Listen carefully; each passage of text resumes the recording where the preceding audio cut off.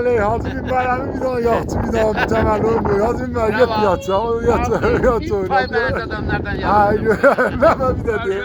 Hezar pay beyaz adamlardan bu Bu itaat olan Mehmet daha numune. Akıllı geldi. Bu da Amu Behruz'du. Kul adam da Amu Behruz. Bu da Habib Mehmet'i Cemalon yaktı, Habib Mehmet'i var.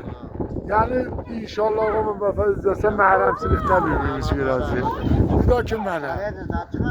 Bu da kim doğumlardı? Nasıl bana bak geldin sen?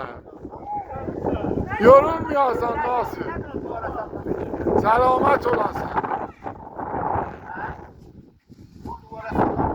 Hacı Minberəmin Cəməli o əhlindən nə dərxası var? Dərxastım odur ki, kasıt olmasınlar, meymun namaz olsunlar.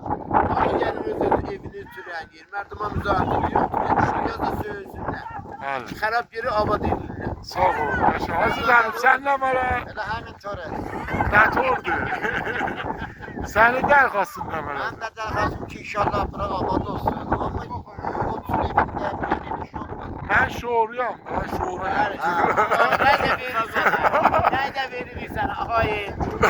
Kənd inşallah düzəlsinlər, suva olanla bərqi. Ağa nə dərxası? Ay əhaliyə Cəməli o. Mən gəlmişəm, bax bu 3 nəfərdən etiraz almışam.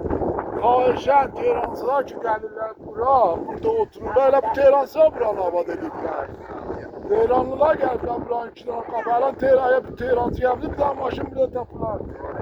Hacı Minberəmin evinə bax 10 dənə maşın var. Adı 10 dənə yoxdur ki, biri qalır.